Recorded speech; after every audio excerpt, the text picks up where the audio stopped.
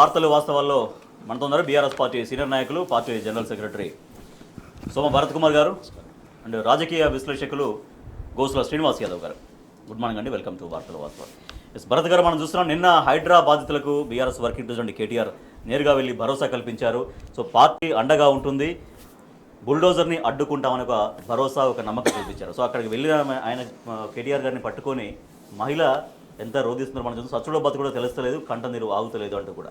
So ఇంత గోస పుచ్చుకుంటుంది కాంగ్రెస్ ప్రభుత్వం, పేద ప్రజల ఇండ్ల వైపు బుల్డోజర్ని పంపిస్తుంది అంటూ చాలా తీవ్రంగా ఆగ్రహం పెంచేశారు. ఎంత భారీగా తరలి వచ్చారో కూడా మనం చూస్తున్నాం. సో ఎందుకు ఇటువంటి పరిస్థితి, బీఆర్ఎస్ పార్టీ ఎట్లా అండగా ఉండబోతుంది కేటీఆర్ గారు చెప్పినట్టుగా?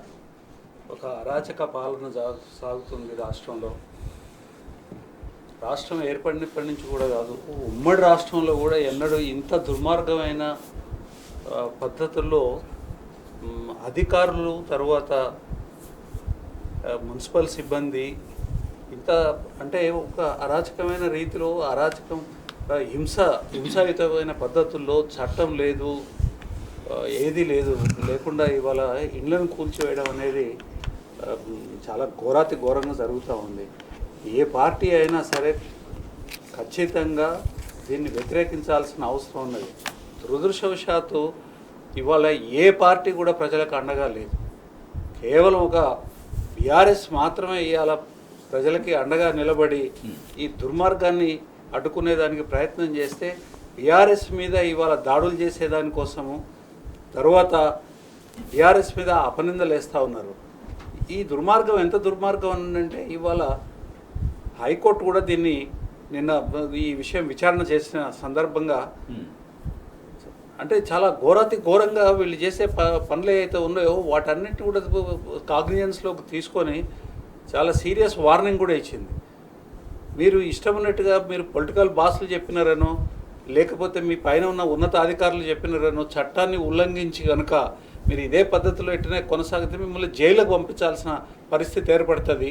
అంటే ఒక వ్యవస్థ, రాజ్యాంగ వ్యవస్థ ఇంకొక రాజ్యాంగ వ్యవస్థని అంత తీవ్రంగా మందలించాల్సిన పరిస్థితి ఏర్పడినప్పుడు ప్రజలకు దిక్కులేని పరిస్థితి ఉంటే కూడా ఇవాళ బీజేపీ కానీ, పెద్ద మాటలు మాట్లాడే టీడీపీ కానీ, తర్వాత వీళ్ళెవ్వరు కూడా ఇవాళ ప్రజలకి అండదండగా లేరు. అన్నిటికన్నా ముఖ్యమైన విషయం ఏంటంటే ఈవెన్ కమ్యూనిస్ట్ పార్టీలు కూడా ఎంత దుర్మార్గం, ఎంత దుర్వ్యవస్థ అంటే కమ్యూనిస్ట్ పార్టీలకు ఏం పుట్టిందండి? కమ్యూనిస్ట్ పార్టీలు ఎప్పుడు ప్రజలతో మమేకమైన కమ్యూనిస్ట్ పార్టీలు ఎక్కడ కనిపించట్లేదు.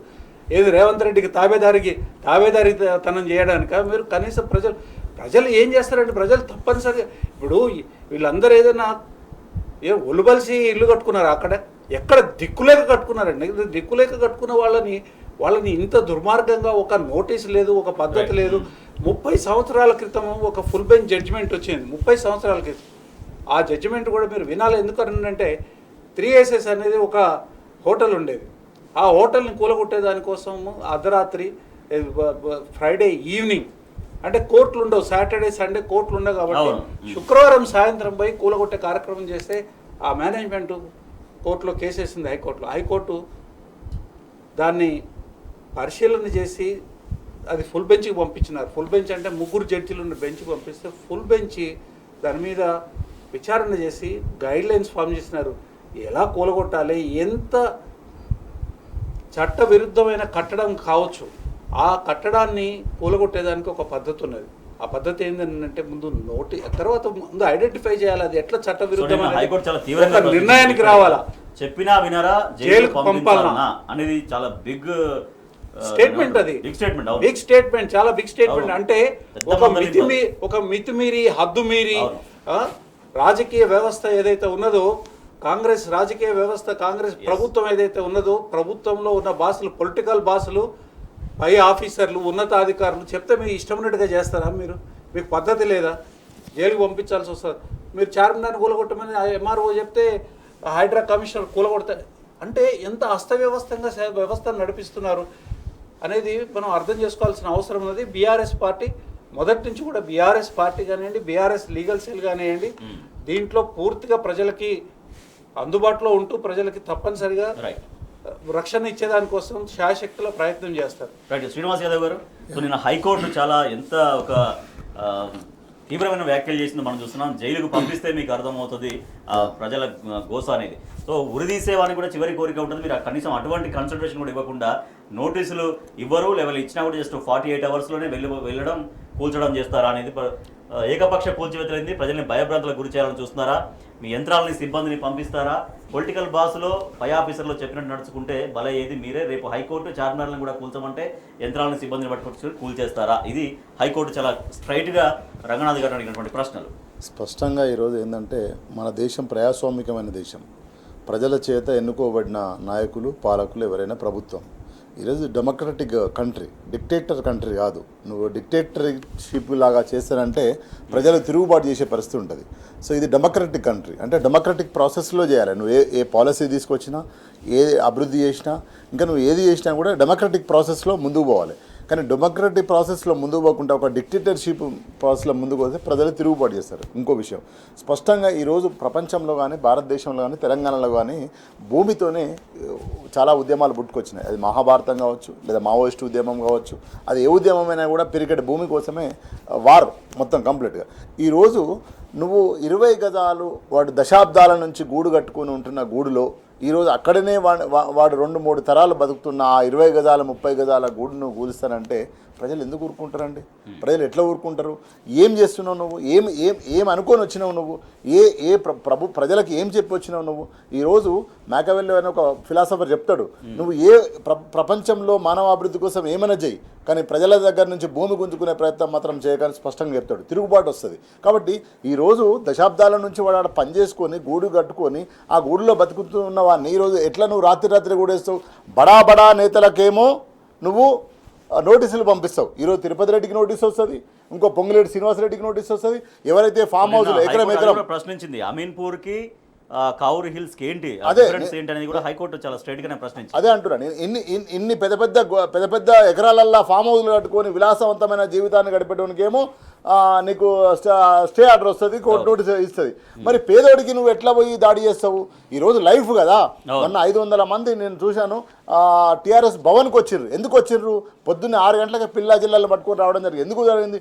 వాడు ఇన్వెస్ట్మెంట్ రూపాయి జమ చేసిన డబ్బులను ఒక ఫ్లాట్ కొనుక్కుంటే 1000 ఎసెప్టో 1500 ఎసెప్ట్ కొట్టుకుంటే ఈరోజు నువ్వు పర్మిషన్ ఇచ్చినావు, గవర్నమెంట్ పర్మిషన్ ఇచ్చింది, మున్సిపాలిటీ పర్మిషన్ ఇచ్చింది, ఎలక్ట్రికల్ డిపార్ట్మెంట్ పర్మిషన్ ఇచ్చింది, నీళ్లకు వాటర్ సప్లై పర్మిషన్ ఇచ్చింది, ఆ ఎస్బీఐ లోన్ ఇచ్చిండు. ఇప్పుడు నువ్వు నన్ను దోషి అంటున్నావు. నేనెట్లా ముద్దాయిని? నేను ఒక పౌరుడిగా నువ్వు ప్రాసెస్ ఏదైతే చేసినావో డెమోక్రటిక్ ప్రాసెస్లో అన్ని చేసినాక నేను గూడు కొనుక్కున్నా. నా గూడును నువ్వు ఈరోజు కూలుస్తా అంటున్నావు. నీ గవర్నమెంట్ బ్యాంక్ ఎస్బీఐ లోన్ ఇచ్చింది, నేను ఎట్లా ముద్దానైతే? నేను దొంగతనం చేసి కబ్జా చేసి నన్ను కబ్జాలో ఉన్నావని నన్ను చూపిస్తున్నావు నువ్వు ఒక పౌరుడిని. ఎట్లా ఇది? కాబట్టి ప్రభుత్వము ఏ పాలసీ అయినా తీసుకునేటప్పుడు అక్కడ ఆర్థిక సామాజిక అభివృద్ధిల వైపు ప్రయాణం చేయాలి తప్ప వినాశనం వైపు ప్రయాణం చేస్తే తిరుగుబాటు చేస్తుంది. ఇంతకుముందు అన్న ఒక మాట అన్నాడు, ఈరోజు ఎర్రజెండాలు పట్టుకున్న కమ్యూనిస్ట్ పార్టీలు కూడా కనపడతలేరు. ఎక్కడ పోయినారు మీరందరూ? ఇది రావాలి కదా, నిలబడాలి కదా. ప్రజాస్వామికవాదులు ఉద్యమకారులు నిలబడాలి కదా. రాజకీయ పార్టీలే కాదు కదా. ప్రజాస్వామికవాదులు ఏదైతే లెఫ్ట్ పార్టీలు అనుకునే వాళ్ళు కూడా గుడిసెల పోరాటాలు చేసిండ్రు కదా. మరి మీరు ఆ గుడిసెల కాడికి రావాలి కదా, ఆ గూళ్ళ కాడికి రావాలి కదా. ఎందుకు రాలేదంటే అన్న చెప్పిండు. కాబట్టి ఇప్పటికైనా ప్రభుత్వం కోర్టు వరకు ఎందుకు పోయింది ఆప్షను? కోర్టు ఎందుకు ఇన్వాల్వ్మెంట్ కావాల్సి వచ్చింది? ప్రభుత్వం కదా. నువ్వు తండ్రివి. ఫస్ట్ తల్లి దగ్గరికి ఎందుకు పోయినరు? తండ్రి న్యాయం చేయలేదు కాబట్టి ఇప్పుడు తల్లి దగ్గర పోయినరు. తల్లి దగ్గర పోతే కర్రు కాల్చి వాతలు పెడతా అని చెప్పింది స్పష్టంగా. ప్రభుత్వానికి కర్రు కాల్చి వాత పెడతా, ఖబర్దార్ నువ్వు జాగ్రత్తగా ఉండి వాళ్ళని కాపాడినాక ఇంకోటి విషయం ఏంటంటే సబర్మతి లాంటి నదులను అక్కడ చేసి ప్రాసెస్ చేయాలి. రైట్.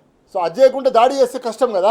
కాంగ్రెస్ కు మూసి అనేది ఒక బ్యాంకు లాగా మార్చుకుంటున్నారంటూ కేటీఆర్ చెప్తున్నారు. ఎందుకంటే 2400 కిలోమీటర్ల నమామి గంగకు 40,000 కోట్లు అయితే 55 కిలోమీటర్ల మూసికి 150,000 కోట్లు ఎందుకు అని ప్రశ్నిస్తున్నారు. భరత్ గారు, వాస్తవానికి ఇంత పెద్ద ప్రాజెక్టు దగ్గర 150,000 మందిని నిర్వాసితులను చేసే ఒక ప్రాజెక్టు మొట్టమొదట అసలు దీన్ని ప్రజలలో కనీసం ఏం చేయబోతున్నారు? 150,000 కోట్లతోని ఏం చేయబోతున్నారు? ఈ 150,000 కోట్లలో ఎంత మీరు నిర్వాసితుల యొక్క పునరావాసం కోసం మీరు పెడుతున్నారు అనేది ప్రజలకు తెలియాల్సిన అవసరం ఉందా లేదా అసలు? తర్వాత ఎప్పుడో 100 సంవత్సరాల క్రితం ఎఫ్టీఎల్ ఫిక్స్ చేస్తే దాని అద్దులు ఉన్నాయా లేవా? తర్వాత ఇవన్నీ ఇండ్లు కడుతున్నప్పుడు కనీసం ఎవరైనా అబ్జెక్ట్ చేసినారా అధికారులు? అప్పుడేమో నిమ్మకు నీరెత్తినట్టుగా కూర్చొని తర్వాత డబ్బులు వసూలు చేసుకొని ఆ తర్వాత ట్యాక్సులు వసూలు చేసుకొని పర్మిషన్లు ఇచ్చి ఇవన్నీ చేసి ఇవాళ సడన్గా కూలగొట్టే కార్యక్రమం అయింది. తర్వాత 2400 కిలోమీటర్ల నమామి గంగాకి 40,000 కోట్ల రూపాయల ప్రాజెక్ట్ అయితే అది 55 కిలోమీటర్ల మూసికి 150,000 కోట్లు ఏ రకంగా పెట్టదలుచుకున్నారు? ఒకవేళ మీరు 150,000 పెట్టదలుచుకున్నారు అనుకోండి, దాంట్లో ఒక 20,000 కోట్ల రూపాయలు పునరావాసానికి పెట్టవచ్చు కదా. పునరావాసానికి పెడితే ఏమవుతుందని అంటే వాళ్ళకి ఇల్లు కట్టవచ్చు, అదే ప్రాంతంలో ఇల్లు కట్టాలి.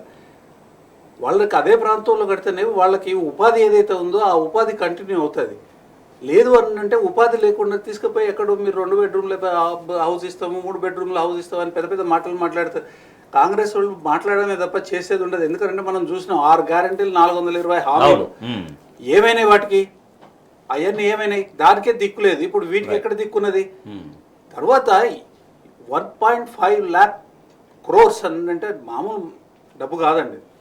ఏం చేయదలుచుకున్నారు? ఈ డబ్బు ఎక్కడి నుంచి తెస్తున్నారు? ప్రజల మీద ఎట్లా భారం మోపదలుచుకున్నారు? ప్రజలకు ఎంత ఉపయోగపడుతుంది దీనివల్ల? రిటర్న్ ఆన్ ఇన్వెస్ట్మెంట్ ఏదైతే ఉందో ఏమున్నది ఈ రాష్ట్ర ప్రభుత్వానికి కానివ్వండి, ప్రజలకు కానివ్వండి, ఏ రకంగా ఉపయోగపడుతుంది? కనీసం ఎన్నడన్నా చెప్పినారండి? ఆ బాధ్యత లేదా? తీసుకొని వచ్చేసేసి ఇవాళ బుల్డోజర్లు పెట్టి కూలగొడతామనంటే ఏంది? ఇది ఏమన్నా అడవి రాజ్యమా ఇది? అరాచకం. సుప్రీంకోర్టు కూడా చెప్తుందంటే దేశవ్యాప్తంగా జరుగుతున్నట్టు కూల్చివేతలు, నిన్న అస్సాంలో సంబంధించినటువంటి దానిపైన కూడా కూల్చివేతలు ఆపండి, ఇట్లా చేయొద్దు అనేది సుప్రీంకోర్టు చేసిన. బీజేపీ ఇవాళ నోరు మూసుకొని ఎందుకుందనంటే వీళ్ళు చేసిన నిర్వాహకం మీద దేశవ్యాప్తంగా వీళ్ళు కూడా బుల్డోజర్లు పెట్టి కూలగొట్టడం. అందుకని వాడు నోరు మూసుకొని కూర్చున్నాడు, ఏం మాట్లాడట్లేదు. ఇవాళ మరి సుప్రీంకోర్టు ఏం చేస్తుందండి? వాళ్ళ ప్రజల కష్టాలు ఇట్లా ఉన్నాయి. తర్వాత కూలగొడతా ఉంటే చిన్న చిన్న పిల్లలు అంటే బడికి పోయేదానికోసం ఉన్న పుస్తకాలను కూడా తీసుకునేదానికి అనుమతి ఇవ్వకుండా ఈ అరాచకం ఏంది? ఎక్కడ పెడుతున్నారు ఈ 150,000 కోట్లు? ఎవరి బొక్కసాలకు పంపిస్తున్నారు? ఇవాళ ప్రజలు అనుకుంటున్నారండి 50,000 కోట్లు కాంగ్రెస్ పార్టీకి ఇస్తున్నారని, 25,000 కోట్లు ఇక్కడ కాంగ్రెస్ పార్టీ నాయకులు తింటున్నారని.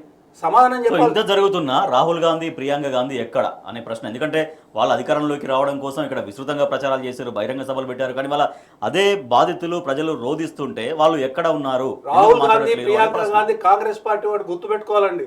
ఎమర్జెన్సీ కాలంలో ఢిల్లీలో ఇట్లనే వీళ్ళ పిన్నాయన ఉన్నాడు, ఒక ఆయన సంజయ్ గాంధీ అని, విమాన ప్రమాదంలో చచ్చిపోయినాడు ఆయన. ఆయన ఏం చేసినాడు? ఇట్లనే మొత్తం బుల్డోజర్లు పెట్టేసేసి మొత్తం లేబర్ కాలనీలు అన్నింటినీ కూడా కూల్చేసినాడు ఆయన. ఎక్కడ పోయిండ్రు? వీళ్ళు కూడా కట్టలే పోతారు. లేకపోతే ఏందండి ప్రజల ఉసురు తగలదా ఇది? మీరు కట్టించేది లేదా, ఏం లేదా? ఇల్లు బీకి పందిరేస్తా ఉన్నారు, మొత్తం అంతా రాష్ట్రాన్ని అంతా అతలాకుతలం చేస్తా ఉన్నారు. డెవలప్ చేసింది లేదు, ఒక ప్రాజెక్ట్ కట్టింది లేదు, ఒక హామీని నిలబెట్టింది లేదు. ఇవాళ మొత్తం అంతా అరాచకంగా ఈ రకంగా కూలగొట్టడం ఏందండి? కూలగొట్టడం అనేది సుప్రీంకోర్టు కాగ్నిజెన్స్ తీసుకొని ఇవన్నీ కూలగొట్టడానికి ముందే వారు ఏమన్నారంటే ఎట్టి పరిస్థితుల్లో మా అనుమతి లేకుండా ఇల్లీగల్ కన్స్ట్రక్షన్స్ పేరు మీద మీరు ఈ కూలగొట్టడం అనేది చేయకూడదు అనేది వాళ్ళు సెప్టెంబర్ 17వ తారీఖు నాడు ఇచ్చిన ఆర్డర్ అండి. ఆ ఆర్డర్ని మరి ఎందుకు ఫాలో చేయట్లేదు వీళ్ళు? సుప్రీంకోర్టు కన్నా గొప్పవాళ్ళ? ప్రతి ఒక్కడు కూడా సుప్రీంకోర్టు యొక్క ఆర్డర్ని ఫాలో చేయాలి. ప్రతి అధికారి కూడా, ప్రతి రాజకీయ నాయకుడు, ప్రతి అధికారి, ప్రతి కోర్టు కూడా, ప్రతి కోర్టు ఇంక్లూడింగ్ హైకోర్టు సుప్రీంకోర్టు ఆర్డర్స్ని ఫాలో చేయాలి, ఇంప్లిమెంట్ చేయాలి. సుప్రీంకోర్టు ఇచ్చిందని ఇప్పుడు నాకు ఒక్కటే ఏమనిపిస్తుంది అంటే హైకోర్టు వీళ్ళకి ఇంకా అవకాశాన్ని ఇస్తుంది బాగుపడండి అని. వాస్తవానికి హైకోర్టు ఈ పాటికి వీళ్ళని జైలుకు పంపించాల్సింది. ఈ అవకాశం ఏదైతే ఇస్తుందో ఈ అవకాశాన్ని సద్వినియోగం చేసుకోవాలి అధికారులు. లేకపోతే ఖచ్చితంగా రేపు జైలుకు పోవాల్సిందే. జైలు కన్నా పోతారు, లేకపోతే ప్రజలు తిరుగుబాటు చేస్తే ఏమవుతుందో తెలుసు కదా. ఇదివరకు ఏమైంది? కదే జరుగుతుంది. శ్రీనివాస్ యాదవ్ గారు, నమామి గంగకి అన్ని వేల కిలోమీటర్ల గంగకి కేవలం 40,000 కోట్లు అయితే 55 కిలోమీటర్ల మూసీ సుందరీకరణ కోసం 150,000 కోట్ల. అసలు మూసీ సుందరీకరణ ఎవరు అడిగారు? దానివల్ల ఎవరికి ఎటువంటి లాభం వస్తుంది? ఈ ప్రజలకి ఏమిటి ఉపయోగం అనే ప్రశ్నలు కేటీఆర్ గారు వేస్తున్నారు. అంటే స్పష్టంగా ఏ ప్రాంతంగానే అభివృద్ధి చెందాలన్నప్పుడు దాని మీద ఇతర ప్రాంతాలలో జరిగిన స్టడీస్ను స్టడీ చేయాల్సిన బాధ్యత ఉంది. ఇప్పుడు నమోగంగతో పాటు ఇప్పుడు గుజరాత్లో సబర్మతిని కూడా పక్షాలను చేయడం జరిగింది. దాన్ని సుందరీకరణ చేశారు. దాదాపు దానికి 7,000 కోట్లు అయినాయి. ఇంకా గోయింగ్ ఆన్ ప్రాసెస్. దాదాపు 12,000 మంది కుటుంబాలు ఉంటే దాదాపు 15,000 మంది కుటుంబాలకు ఇల్లు ఇచ్చడం జరిగింది. అదొక నిరంతర ప్రక్రియ. కానీ ఏ రోజు కూడా దాడి చేసిన పరిస్థితి లేదు. రాత్రి పోయి దాడి చేసేసి వాళ్ళని భయభ్రాంతులను చేసేసి వాళ్ళకు రెడ్ మార్క్ చేసి ద గోయింగ్ ఆన్ ప్రాసెస్. ఇంకోటి ఏంటంటే నేను అబ్జెక్షన్ ఏంటంటే ఈరోజు ఒక ఐపీఎస్ ఆఫీసర్ను పెట్టడం అనేది తప్పు. వై? బికాస్ రంగనాథ్ గారికి ఐపీఎస్ అంటే ఏంది? వాళ్ళు ల్యాండ్ ఆర్డర్ కంట్రోల్ చేసే క్యారెక్టర్స్ వాళ్ళన్నీ. వాళ్ళ మైండ్లో ఎట్లా ల్యాండ్ ఆర్డర్ కంట్రోల్ చేయాలనే ఉంటుంది తప్ప ప్రజలతో మమేకమయ్యి ప్రజల సమస్యలు విని ప్రజల సానుకూలంగా సమాధానం చెప్పి కన్విన్స్ చేసి వాళ్ళని ఇంకొక ప్రాంతానికి షిఫ్ట్ చేయాలనే కన్విన్స్ మెథడాలజీ ఉండదు వాళ్ళకు. కాబట్టి ఈరోజు రంగనాథ్ గారి క్యారెక్టర్ ఏంది? మొత్తం పోలీస్ డిపార్ట్మెంట్లో పనిచేసి వచ్చిన వ్యక్తి, ఓ ఐపీఎస్ ఆఫీసర్, ఓ ఐఏఎస్ ఆఫీసర్ను పెట్టాల్సిన బాధ్యత ఉంది. అంటే అక్కడనే ప్రభుత్వము పేదల మీద బడుగు బలహీన వర్గాల మీద ఏదైతే పొట్ట చేత పట్టుకొని వచ్చిన వాళ్ళ మీద కన్సర్న్ లేనిది అర్థమవుతుంది. కాబట్టి ఇతర రాష్ట్రాలలో చేసిన ఏ నదిని కూడా పరిశోధించకుండా ఏ నదిని కూడా పరిశీలించకుండా రాత్రి ఎందుకు వచ్చినవు ఇదంతా అడవుడు ఎందుకు చేస్తామంటే ఇక్కడ ఒక కుట్ర దాగి ఉంది. ఆ కుట్ర ఏంటంటే 150,000 కోట్లకు వీళ్ళు ఆల్రెడీ వరల్డ్ బ్యాంకు ప్రపోజల్ పంపినరు. వరల్డ్ బ్యాంక్ నుంచి తీసుకొచ్చిన డబ్బులతోని వీళ్ళు హంగామా చేయాలి, రిటర్న్ బ్యాక్ తీసుకోవాలి. రాష్ట్రం నుంచి ఢిల్లీకి 25,000 కోట్లు పంపించేటువంటి ఒక మాట ఒప్పందం కూడా ఏదో అడ్జస్ట్మెంట్ అండర్స్టాండింగ్ జరిగినట్టుగా ఆరోపిస్తున్నారు. అదే అంటే గత ప్రభుత్వం ఏమో గ్రామాలను పటిష్టం చేసి ఉత్పత్తి చేసి ఆ ఉత్పత్తి నుంచి ఆర్థిక సామాజికంగా బలపడే ప్రయత్నం చేసింది. ఇప్పుడు వాళ్ళకి అట్లాంటిది ఏం లేదు. ఇంతవరకు రైతు బంధు వేయలే. ఇయటికో రేపటికో వానకాలం లాస్ట్ అయిపోతుంది. అంటే నేనేమంటున్నా, వీళ్ళు చేసేది ఏదైతుందో ప్రజలను అభివృద్ధి చేసే కాకుండా ఓన్లీ డబ్బులను తీసుకొచ్చి అప్పులు తీసుకొచ్చి ఇప్పుడు అప్పులు చేసినని గత ప్రభుత్వం మీద అన్నారు కండి. ఈ 9 నెలల్లో 50,000 కోట్లు అప్పు చేసినారు. మరో 150,000 కోట్లకు ఈరోజు వరల్డ్ బ్యాంక్ దగ్గరికి పోయినరు. కాబట్టి వరల్డ్ బ్యాంక్ దగ్గరికి పోయినామంటే ఏంది? ఇక్కడ ఆర్థిక వాళ్ళను మొత్తం మనుషులను కుదోబెడుతున్నామని అర్థం స్పష్టంగా. ఆ అప్పు తీసుకొచ్చి నువ్వు సుందరీకరణ చేయాల్సిన అవసరం ఏముంది? మన బిడ్డలను రోడ్డు మీద పడాల్సిన అవసరం ఉంది. కాబట్టి ఎక్కడ కూడా మీరు స్టడీ చేయకుండా, ఏ ప్రాంతంలో కూడా మీరు స్టడీ చేయకుండా, ఒక క్లారిటీ లేకుండా, ఒక ప్రణాళిక లేకుండా ఈరోజు రాత్రే దాడి చేస్తే ప్రజలు ఊరుకునే పరిస్థితి లేదు. కాబట్టి తిరుగుబాటు చేస్తారు స్పష్టంగా. ఇప్పటికైనా ప్రభుత్వం కన్సర్న్ కావాలి, ప్రజలతో మాట్లాడాలి, నెగోషియేట్ చేయాలి, నెగోషియేట్ చేసి ఒప్పించినాక వాళ్ళకి ఆల్టర్నేటివ్ ఇల్లు ఇవ్వాలి. ఇల్లు ఇచ్చుడే కాదు, పని కూడా ఇవ్వాలి. ఈరోజు మూసీ నది మీద ఉన్నో నువ్వు లేసుకపోయి ఎక్కడో చెర్లపల్లి అవతలనో ఎక్కడో బండ్ల కూడా అవతల వేస్తే వాడిని పని పడియాలి, వాని పిల్లల చదువేం కావాలి, వాడు ఈడ ఆటో నడుపుకుంటున్నా ఆడ ఆటో నడుపుకుంటే కిరాయి ఎట్లా దొరుకుతుంది?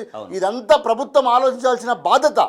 అది కాకుంటే కష్టమవుతుంది. మూసీలో మా చెమట బారించి దాన్ని అలంకరిస్తారా, మా రక్తాన్ని బారించి అలంకరిస్తారా, ఏంటి సుందరీకరణ అనే ప్రశ్నలు బాధితులు వేస్తున్నారు. చాలా అసహ్యకరంగా మాట్లాడుతూ ఉన్నారు. ఒక పక్క నుంచి ఇదివరకు ఒక సామెత ఉందండి, సో వీళ్ళందరూ అడుగుతున్న ప్రశ్నలు ఇల్లు గాలి ఒకటి ఏడ్చుంటే ఒళ్ళు బలిసి ఇంకోటి ఏడ్చండి.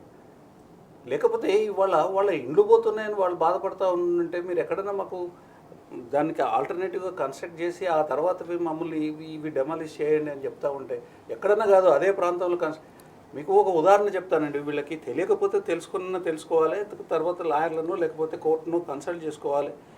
కోర్టు కూడా కన్సల్ట్ చేసుకునే హక్కు ప్రభుత్వాలకు ఉన్నది. ఇట్లాంటి సమస్య వచ్చినప్పుడు ఈ సమస్యలన్నిటి కోర్టుకు పెట్టేసేసి మాకు దీని మీద ఒక వివరణ ఇవ్వండి, చట్టబద్ధంగా ఎట్లా పోవాలనేది కోర్టు ప్రిఫర్ చేసుకోవచ్చు.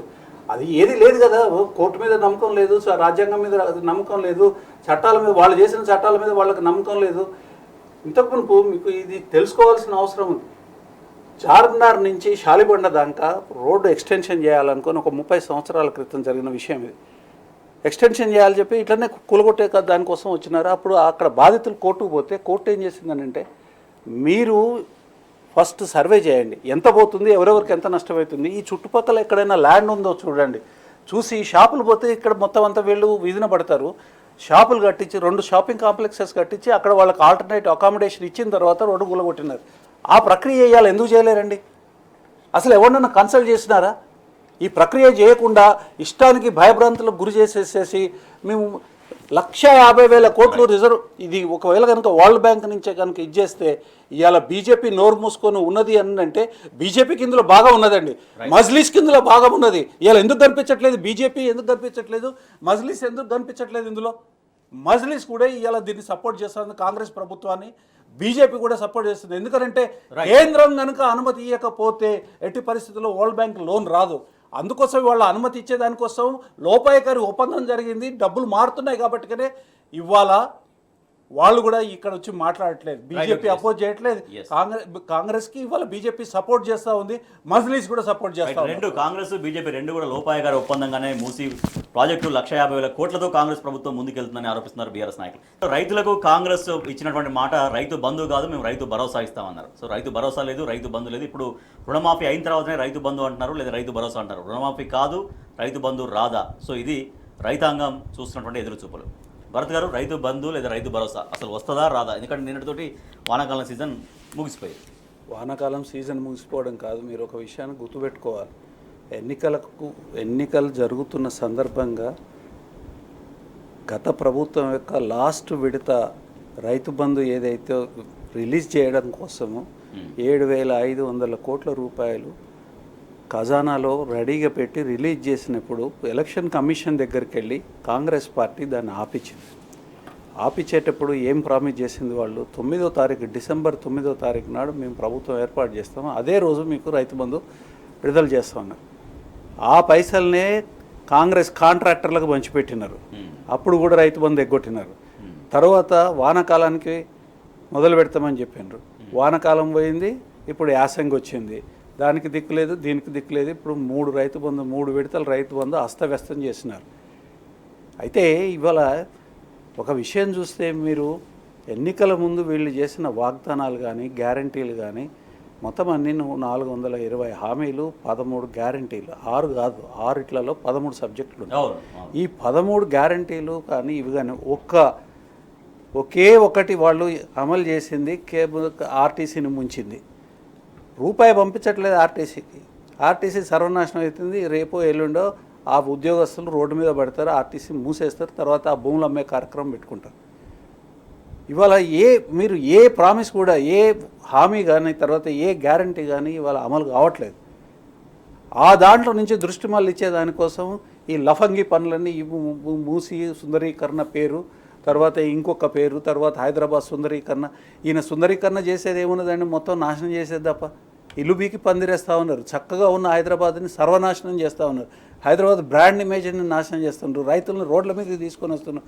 రుణమాఫీ అన్నారు, రుణమాఫీ మీద ప్రతిరోజు పత్తు అబద్ధాలు ఆడడమేనే. కాబట్టి వీళ్ళు ఉండేటోళ్ళు కాదండి, వీళ్ళు ఉండేటోళ్ళు కాదు. ఒక పక్కన రైతులు, ఇంకో పక్కన వ్యాపారస్తులు, ఇంకో పక్కన చిన్న ఉద్యోగస్తులు, తర్వాత వేజ్ ఎర్నర్స్. ఈ మూసి పక్కన ఉండేటోళ్ళు ఎవరండి? ఇళ్లలో పని చేసుకునేటోళ్ళు. వాళ్ళని చివరికి వాళ్ళ బతుకుల మీద కూడా దాడి చేస్తున్నారు. అంటే ఈ ప్రభుత్వం యొక్క నేచర్ ఏందో అర్థమవుతా ఉంది. శ్రీనివాస్ యాదవ్ గారు, స్పష్టంగా ప్రభుత్వము వాళ్ళే ఒక లక్ష్యాన్ని పెట్టుకొని ప్రజల దగ్గరికి వెళ్ళిండ్రు. మేము 6 గ్యారంటీలు 13 హామీలు ఇచ్చినాం, మేము చేసామన్నారు. వాళ్ళే 100 రోజులు పెట్టుకున్నారు. వాళ్ళే ఎవరైనా 6 గ్యారంటీలలో 13 పనులు, 420 హామీలు, ఎగ్జాక్ట్ 420 హామీస్ వాళ్ళే పెట్టుకున్నారు. వాళ్ళ లక్ష్యాన్ని వాళ్ళే నిర్దేశించుకొని ప్రజల ముందుకు పోయారు. ప్రజలు నమ్మినారు. ఈరోజు రైతు బంధు కాదు, రైతు భరోసా వేస్తా అన్నారు, 15,000 ఎకరానికి వేస్తా అన్నారు. ఈరోజు రైతు బంధు లేదు. కాబట్టి నేనేమంటున్నా, ఈరోజు రుణమాఫీ సరిగ్గా కాలే. ఏదైతే 5 లక్షల మంది ఉన్నారంట సాక్షిలో మనకు కనిపిస్తున్న వార్త. రుణమాఫీ కాని రైతుల సంఖ్య అంటే అఫీషియల్ గా అన్అఫీషియల్ గా చాలా మంది ఉన్నారు. వాళ్ళ క్లారిటీ లేదు. ఒక్కొక్క మంత్రి ఒక్కొక్క క్లారిటీ ఇచ్చింది కదా. 61,000 కోట్లు నుంచి 41,000 నుంచి 31,000 కోట్లు, 17,000 కోట్ల కూడా పడ్డది. సో రైతు ఈరోజు నాట్లేసుడు అయిపోయింది. నాట్లేసిండు, ఇంటికాడ కూర్చునే పరిస్థితి. ఇప్పుడు పెట్టుబడి వ్యవసాయం కావాలి కదా. ఆ రోజు గత ముఖ్యమంత్రి కేసీఆర్ గారు అద్భుతంగా ఆలోచించి రైతుకు పెట్టుబడి వేసే అవకాశం ఇచ్చిండు రైట్ టైంలో. ఎందుకు అప్పుడు ఇంతంత డీజిల్కి కావాలి, కూలీళ్ళకి కావాలి, యూరియా బత్తాలకు కావాలి, కూలీళ్ళకు వాళ్ళకి వీళ్ళకి ఇచ్చుకోవడానికి కావాలి. ఎట్లయితే అప్పుడు అవసరం. కానీ ఈ రోజు ఇప్పటివరకు వేయలేదు. పోయినసారి రైతు బంధు ఏమో కళ్ళాల మీద వేసిండు.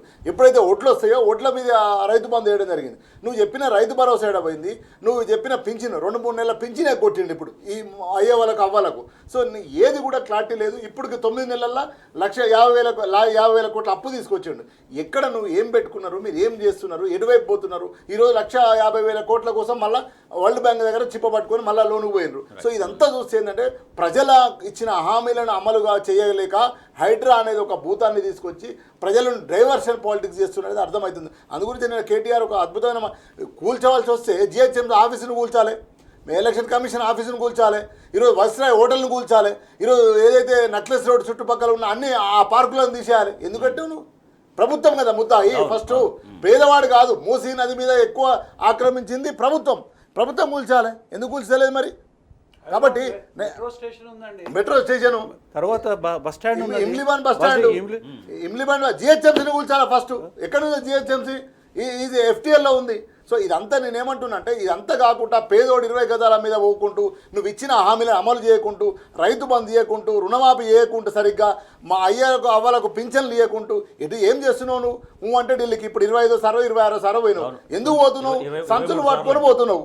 సో అంతే తప్పించి ఏ ఊర్లోనన్నా ఒక్క వర్గమైనా, ఏ వర్గమైనా ఒక్క వర్గమైనా హ్యాపీగా ఉందా? బీసీ డిక్లరేషన్ అన్నావు, షెడ్యూల్ డిక్లరేషన్ అన్నావు, యువత డిక్లరేషన్ అన్నావు, ఏ డిక్లరేషన్లు ఏమైనాయి? ఏది లేదు. ఇప్పటివరకు ఢిల్లీకి 23వ మనం చూస్తూనే ఉన్నాం. ఎందుకు పోతున్నావు నువ్వు? ఈ 9 నెలల్లో 23 సార్లు పోయినావు. అంటే నెలకు 2 సార్లు, నెలకు 9 రోజుల 18, 3 సార్లు, అంటే 15 రోజులకు ఒకసారి అన్నట్టు ఢిల్లీ పోడు. నీ ఢిల్లీ పోయే ఖర్చు ఏంది? ఎవరి కోసం పోతున్నావు? నీ పార్టీ వ్యవహారాల్లో పోతున్నావు, ఏ ప్రభుత్వ పైసలతో పోతున్నావు? సో ఇదంతా ప్రజలు ఆలోచిస్తున్నారు. సరైన టైంలో సరైన తీర్పు చెప్తారు. కాబట్టి ఇప్పటికైనా రైతు బంధన వేయాలి రైతులకు, బాధ్యత. ఢిల్లీ యాత్రల గురించి అవన్నీ సీఎం రేవంత్ రెడ్డి ఇప్పటికీ 10 నెలల నుంచి 23వ ఢిల్లీకి వెళ్ళారు. అంటే యావరేజ్గా 2 సార్ల కంటే ఎక్కువ, ఒక నెల కంటే ఎక్కువ. సో 23 సార్లు ఢిల్లీకి వెళ్ళి మరి తెలంగాణ ప్రజల కోసం ఏం చేశారు అనే ప్రశ్నలు తెలంగాణ రాష్ట్ర ప్రజానీకం వేస్తోంది. భరత్ గారు, ఢిల్లీ యాత్రలు ఇంకా ఇలాగే కొనసాగాల్సిందేనా? ఢిల్లీ యాత్రలు అంటే ఇప్పుడు ఇక్కడ ఏం చేసేది ఏం లేనప్పుడు ఏందండి, ఏదో ఒకటి చూపించే దానికోసం ఢిల్లీకి పోతున్నా అని చెప్తారు. ఏం తీసుకొచ్చిన 23 సార్లు పోయి రాష్ట్రానికి ఒక్క ప్రాజెక్టు పట్టుకొచ్చిన, ఉన్న ప్రాజెక్టులు పోయినాయి, వచ్చే పెట్టుబడులు ఆగిపోయినాయి. తర్వాత ఢిల్లీలోకి పోయి ఈయన పార్టీ ద్వారా కానివ్వండి, కేంద్ర ప్రభుత్వం ద్వారా కానివ్వండి, తెలంగాణకు తీసుకొచ్చిన ఒక్క ఉపయోగం లేదు. సున్నా, పెద్ద గుండు సున్నా. తర్వాత ఇంకొకటి ఏంటంటే, తెలంగాణ యొక్క పరిపాలనని, తర్వాత తెలంగాణ యొక్క గౌరవాన్ని తీసుకొని పోయి కాంగ్రెస్ పార్టీ నేతల కాళ్ళ దగ్గర పెడుతున్నాడు. ఒక్క నిర్ణయం తీసుకోలేదు, ఒక్క నిర్ణయం కూడా తీసుకోలేదు. ప్రతి నిర్ణయంకి ఆడికి పోవాలి, ఆడ పోయి వీళ్ళు వెయిట్ చేయాలి, వెయిట్ చేస్తే ఒకసారి అపాయింట్మెంట్ దొరకదు, ఇంకోసారి అపాయింట్మెంట్ దొరకదు. అది చూస్తే మాత్రం ఘోరాతి ఘోరం. ఎన్టీ రామారావు 83కు ముందు కాంగ్రెస్ పార్టీ చేసే అరాచకాలకు వ్యతిరేకంగా కాంగ్రెస్ మీద ప్రజలలో వచ్చిన వ్యతిరేకతని ఆయన ఏ రకంగా అయితే ప్రదర్శించి అప్పుడు కాంగ్రెస్ పార్టీని కూలగొట్టేసేసి ఆయన ప్రభుత్వం ఎట్లయితే ఏర్పాటు చేస్తుండే, ఇవాళ ఆ పరిస్థితులు ఉన్నాయి. మనకంటూ ఒక ఆత్మగౌరవం లేదా? తెలంగాణ ప్రజలకు ఆత్మగౌరవం లేదా? ఢిల్లీ సుల్తానేటా ఏమన్నా? ఢిల్లీలో ఆ కాలంలో మొఘల్ పాదుషాలు ఉంటే ప్రతి ఒక్కడు అక్కడ పోయి నజరాలను సమర్పించుకొని చేసే ఇక్కడ విషయాల గురించి అక్కడి నుంచి ఏదో ఒక పరిష్కారం తీసుకునే దానికోసం ప్రయత్నం చేసేది. ఇదేమైనా ప్రజాస్వామిక పాలన లేకపోతే రాజరికమా? ఎందుకు 23 సార్లు దేనికి పోవాల్సి వచ్చిందండి? మొత్తం కెరియర్లో 20 సార్లు పోలే కేసీఆర్ గారు ఢిల్లీకి, ఏది ముఖ్యమంత్రిగా. పోయిన ప్రతిసారి కాలుకి బలపాలు కట్టుకొని మొత్తం ప్రతి మంత్రిత్వ శాఖ దగ్గరికి పోయి, ప్రధానమంత్రి దగ్గర పోయి ఏదో ఒకటి తీసుకుని వచ్చే ప్రయత్నం చేసేది. ఇక్కడ అదేం లేదు కదా. తర్వాత ఇంకొక విషయం అండి, ఈ హైడ్రా గురించి ఇంకొక విషయం చెప్పాలి. హైడ్రా ఒక మిషన్, అది కూడా ఒక మిషన్ లాగా తయారైంది. ఏ రకమైన మైండ్ అప్లికేషన్ కానీ ఏది లేదు. కూలగొట్టడం, ఎంఆర్ఓ చెప్తే హైడ్రా పోయి కూలగొడుతుందని అంటే మీకు ఏమైనా బుద్ధి ఉందా అని అడిగింది హైడ్రాని. ఎంఆర్ఓ చెప్తే నువ్వెట్లా చేస్తావు? హైకోర్టును కూలగొట్టమనంటే కూలగొడతావా, లేకపోతే చార్మినార్ను కూలగొట్టమంటే కూలగొడతావా అని మాట్లాడు. అది కాకుండా ఇప్పుడు 1,50,000 కోట్ల రూపాయలకు రుణాన్ని, ప్రపంచ బ్యాంకు రుణాన్ని తీసుకొని వస్తారు అని ఒక మాట్లాడుతూ ఉన్నారు, పర్సూ చేస్తూ ఉంది గవర్నమెంట్. మేము ఖచ్చితంగా మీరు ఇట్లనే కొనసాగితే 1,50,000 కోట్ల రూపాయలు వరల్డ్ బ్యాంక్ ఎట్లా ఇస్తుందండి? మానవ హక్కుల్ని, తర్వాత రాజ్యాంగ హక్కుల్ని హరించి ఇవాళ మీరు ఇక్కడ ఇట్లా ఈ రకంగా పేదలను ఎంత బేదకలు చేసేసి ఇండ్లు కూలగొడతా ఉంటే ఇవన్నీ చూడకుండానే ఇస్తుందా? ఎట్లా ఇస్తుంది? అదొక డెమోక్రటిక్ ఇన్స్టిట్యూషన్. అది వరల్డ్ బ్యాంక్ అంటే డెమోక్రటిక్ ఇన్స్టిట్యూషన్ కింద చెప్తారు. మానవ హక్కులను హరిస్తూ ఉంటారు. మేము ఖచ్చితంగా దాని దృష్టికి తీసుకెళ్తామండి. ఇది మీరు ఇదే రకంగా ఇదే పద్ధతిలో కనుక చేస్తే ప్రపంచ బ్యాంక్ దగ్గర ఈ విషయాన్ని రేజ్ చేసి మీరు ఎట్లా ఇస్తారు? మానవ హక్కులను హరిస్తుంటే right to life, right to shelter is part of right to life. రాజ్యాంగంలో అత్యంత ఉన్నతమైన ప్రాథమిక హక్కు అది. ఆ హక్కుని ఇవాళ కాంగ్రెస్ ప్రభుత్వం ఇక్కడ హరిస్తూ ఉంటే వరల్డ్ బ్యాంక్ తగదనమ్మా అని వచ్చి లోన్ ఇస్తుంది 1,50,000. ఖచ్చితంగా వారి దృష్టికి తీసుకెళ్తాం, ఖచ్చితంగా దృష్టికి తీసుకెళ్తాం. ఖచ్చితంగా లీగల్గానే తీసుకొని వెళ్తాం దీని మీద. రైట్ శ్రీనివాస్ యాదవ్ గారు, ఇదే హైడ్రా అనేది కాంగ్రెస్ పార్టీలో ప్రభుత్వంలో కూడా చిచ్చు పెడుతుంది, రెండుగా చీలిపోయింది పార్టీ ముఖ్య నాయకులు అనేది చూస్తున్నాం. ఎందుకంటే హైడ్రా ప్రభుత్వాన్ని ముంచేస్తుంది అన్నటువంటి భయాందోళనలు వాళ్ళు వ్యక్తం చేస్తున్నారు. డ్రామా అండి, పెద్ద డ్రామా ఇది. కాబట్టి రేవంత్ రెడ్డి మొత్తం సింగిల్ గా ఒంటెద్దు విధానాలుగా ముందుకెళ్తున్నారని, సో ఈ నేపథ్యంలోనే హుటాహుటిన ఢిల్లీ వాళ్ళు పిలిచారు, అందుకే ఢిల్లీకి వెళ్ళారనేది ఒక చర్చ. అదే అండి, స్పష్టంగా ఏదైనా ఒక పాలసీని తీసుకొచ్చేటప్పుడు నీకున్న క్యాబినెట్తో చర్చించాలి. క్యాబినెట్తో ఎప్పుడు చర్చించండి? ఈయన 99 జీవో తీసుకొచ్చిన తర్వాత క్యాబినెట్ డిస్కస్ చేసిండు. ఇప్పుడు ప్రజలతో చర్చించావు, ప్రజాస్వామికవాదులతో చర్చించావు, అపోజిషన్ పార్టీలతో మాట్లాడావు. ఈరోజు ప్రజల మీద దాడికి పోయేటప్పుడు కనీసం నీ క్యాబినెట్లో ఉన్న వాళ్ళతోనైనా నువ్వు డిస్కస్ చేయాలి కదా. మనం ఒక ప్రణాళికాబద్ధంగా ఇది చేయబోతున్నాం, మరి చేయాలని వద్దని ఆలోచించాలి కదా. లేదు, చేసిండు. ఎందుకు చేసిండు అంటే ఆయన అవసరాల కోసం, ఆయన ఏదైతే ఉందో దానికోసం చేసిండు. ఈరోజు కంప్లీట్ ఏంటంటే ఒక డైరెక్షన్, అంటే కంప్లీట్ ఈ ఏదైతే ఇప్పుడు హామీలు ఉన్నాయో, ఏదైతే రుణమాఫీ తప్పించుకోవడానికి డైవర్షన్ పాలిటిక్స్ మీదనే నడుస్తున్నది. సో డైవర్షన్ పాలిటిక్స్లో ఏమైంది? ఇప్పుడు కాంగ్రెస్ అంటే ఏంది? అధిక ఫ్రీడమ్ అంటారు కదా, వాళ్ళ దాంట్లో తన్నుకున్నట్లు ప్రపంచంలో నెంబర్ 1 వాళ్ళు స్పష్టంగా. సో కాబట్టి ఈరోజు ఇప్పటి వరకు ఢిల్లీకి పోయిండు, 23 సార్లు పోయిండు. ఏ పని కోసమైనా, ఏ పథకం కోసమైనా, ఏ పాలసీ కోసమైనా పోతే ఆ సంబంధించిన మంత్రి పోయి మాట్లాడొస్తాడు ఆ మంత్రి. కానీ ఈయన పోయేది ఏంది? చెప్పేదేమో ఎవరినో ఒక మంత్రిని కలిసి ఒక లెటర్ ఇస్తాడు, కానీ ఏఐసీసీ ఆఫీసులో కూర్చొని ముచ్చట పెట్టి వస్తాడు. ఏఐసీసీ వాళ్ళతోనే పని తప్ప ఈయనకు మన ప్రజలకు ఏం చెప్తాడు? నేను ఇంకో మంత్రిని కలుస్తున్నా అని చెప్పాడు. ఇదంతా ఏంటంటే ఇదంతా ఒక డైవర్షన్ పాలిటిక్స్ చేస్తున్నారు. కేంద్ర ప్రభుత్వం దగ్గరికి కాదు వెళ్ళింది, వాళ్ళ అధిష్టానం దగ్గర. అదే అంటే మన బయట ప్రజలకు అది చెప్తాడు. ఇంకోటి ఏంటంటే 1,50,000 కోట్ల ఏదైతే వరల్డ్ బ్యాంక్ ఉందో, ఈయన గురువు ఉన్నాడు కదా. గతంలో నేను విద్యార్థి నాయకుడు ఉన్నప్పుడు 99లో గో బ్యాక్ క్లింటన్ అని వచ్చిండు, 99లో వచ్చిండు వరల్డ్ బ్యాంక్ పట్టుకోరా. అప్పుడే పెద్ద పోరాటాలు జరిగినాయి. ఈరోజు తెలంగాణను మొత్తము ఆత్మగౌరవాన్ని, అస్తిత్వాన్ని, ఆర్థిక విధానాలను వరల్డ్ బ్యాంక్ దగ్గర కుదోబెట్టే ప్రయత్నం కూడా ఈరోజు గురువు దారిలో పోతుండనేది స్పష్టంగా అర్థమవుతుంది. ఈ 1,50,000 కోట్లు అందుకోసమే. మరి ఎవరి కోసం? ఏ ప్రజల అభివృద్ధి కోసం నువ్వు చేస్తున్నావు 1,50,000 కోట్ల? నీ దగ్గర ఒక డిపిఆర్ ఉందా? ఒక ప్రణాళిక ఉందా మూసీ మీద? ఇప్పుడు అంత అవసరం ఏమొచ్చింది? ఒకవైపు రైతులకు నువ్వు రైతు బంధు వేయలేదు, 7,500 కోట్లు వేయలేదు, నీ రైతు భరోసా వేయలేదు. కాబట్టి ఇదంతా గురువు దారిలో నడుచుండని అర్థమవుతుంది. ఇక్కడ ఆర్థిక సామాజిక వర్గాలను తీసుకుపోయి వరల్డ్ బ్యాంక్ చేతిలో కుదబెట్టే ప్రయత్నం చేస్తుంది. గతంలో తెలంగాణ ప్రజలు ఇక్కడ సెస్సును వస్తే ఎట్లా ఎదుర్కొన్నారో తెలుసు, పోలేపల్లి సెస్సును ఎట్లా ఎదుర్కొన్నారో తెలుసు. ఇక్కడ పోరాటాలు కొత్త ఏం కాదు. కాబట్టి ఇప్పటికైనా నువ్వు ఇచ్చిన గ్యారెంటీలు, నువ్వు ఇచ్చిన హామీలు, ఏదో ఒక 4,000 పింఛన్ ఇస్తాను మా అయ్యకు, మా పింఛన్లు, మా అక్కలకు, మా అన్నలకు, అవ్వలకు 2,500 ఇస్తావు, ఈ తర్వాత ఉద్యోగ వృద్ధి అన్నావు, ఈ రైతు భరోసా అన్నావు, ఈ ఏమి ఇవ్వవు నువ్వు? ఏమి ఇవ్వవు. ఓన్లీ రోజుకు ఒక ఈవెంట్ చేసుకుంటా పోతున్నావు. ఈవెంట్ టు ఈవెంట్, ఇంకో ఈవెంట్లు తప్ప ఆయన దగ్గర ఏ ప్రణాళిక లేదు. ఏ ప్రభుత్వం స్పష్టంగా ప్రజల అభివృద్ధి చేసే పని ఏది లేదు కాంగ్రెస్ పార్టీ. కంక్లూడింగ్ 1 minute, మా ఇళ్లకు అంటే బాధితులకు రెడ్ లైన్లు వేయడం కాదు మీకే డెడ్ లైన్లు పెడతాం, అందుకు అవసరమైతే మరోసారి సాగరహారం లాంటి కార్యక్రమం తీసుకుంటాం అనేది కేటీఆర్ గారు హెచ్చరించారు. సో ఇట్లా ఢిల్లీ టూర్లు కాదు, డైవర్షన్ పాలిటిక్స్ కాదు, ఏవైతే ప్రజలకు హామీ ఇచ్చారో అది ఫుల్ఫిల్ చేయండి అనేది చెప్తున్న మాట. కంక్లూడింగ్ చెప్పండి. కేటీఆర్ గారు చెప్పింది ప్రజల అభిప్రాయమే చెప్పినారు. ప్రజల అభిప్రాయం చెప్పినారు. ఇవాళ ఇంకొక మార్గం కూడా లేని పరిస్థితి ఇవాళ ఇక్కడ ఉన్న ప్రభుత్వం క్రియేట్ చేసింది. ప్రజలు పోరాటం చేయాల్సిన పరిస్థితి తప్ప ఇంకొక పరిస్థితి లేకుండా ఇవాళ దురదృష్టం ఏంటంటే ఇవాళ ఉన్న ప్రభుత్వం పాపులర్ గవర్నమెంట్ అని వాళ్ళే చెప్పుకున్నారు. ఆ గవర్నమెంట్ ఇవాళ క్రియేట్ చేసింది. కంక్లూడ్ చేసుకుంటూ ఒక మాట ఇవాళ ప్రజలకు గుర్తు చేయాల్సిన అవసరం ఉంది. 9.5 సంవత్సరాలలో కేసీఆర్ గారి పరిపాలనలో mission Kakatiya, mission Bhagiratha, Kaleshwaram project, పరిపాలనా సంస్కరణలు, రోడ్లు, పచ్చదనము, పరిశుభ్రత, మంచి అన్ని ప్రతిదీ చేసినారు. ₹1 కూడా ఇంటర్నేషనల్ ఆర్గనైజేషన్స్, ఫైనాన్షియల్ ఆర్గనైజేషన్స్ నుంచి అప్పు తీసుకురాలేదు. జాతీయంగా ఉన్న సంస్థల దగ్గర నుంచి అప్పులు తీసుకొని రావడం జరిగింది. అభివృద్ధిని చూపించగలిగిన ఇవాళ ఇది IMF కానీ వరల్డ్ బ్యాంక్ కానీ అప్రెసివ్ సంస్థలు అని అంటారు. అంటే ఆర్థికంగా దిగ్బంధనం చేసి బానిసత్వంలోకి నెట్టివేసే సంస్థలు అని అంటారు. కాబట్టి కేసీఆర్ గారు ఎన్నడూ వాటి దిక్కుపోలేదు. పేరుకు డెమోక్రటిక్ అని చెప్పుకున్నా కానీ ఎప్పుడు కూడా వాళ్ళ కబంధ హస్తాలకు పడ్డ ఏ రాష్ట్రం కానీ దేశం కాదు బాగుపడిన దృష్టాంతరం లేదు. రైట్. ఎస్, కాంగ్రెస్ పార్టీ ప్రజాప్రభుత్వం అని చెప్పింది, కానీ ప్రజాప్రభుత్వం కాదు, మొత్తం ప్రజా వ్యతిరేక విధానాలని అవలంబిస్తుందంటూ భక్తులు అభిప్రాయపడుతున్నారు. Thank you so much Soma Bharat Kumar garu. Thank you so much Gosula Srinivas Yadav garu. Yes, ఇది వాటి వార్తలు వాస్తవాలు. చూస్తూనే ఉండండి టీ న్యూస్.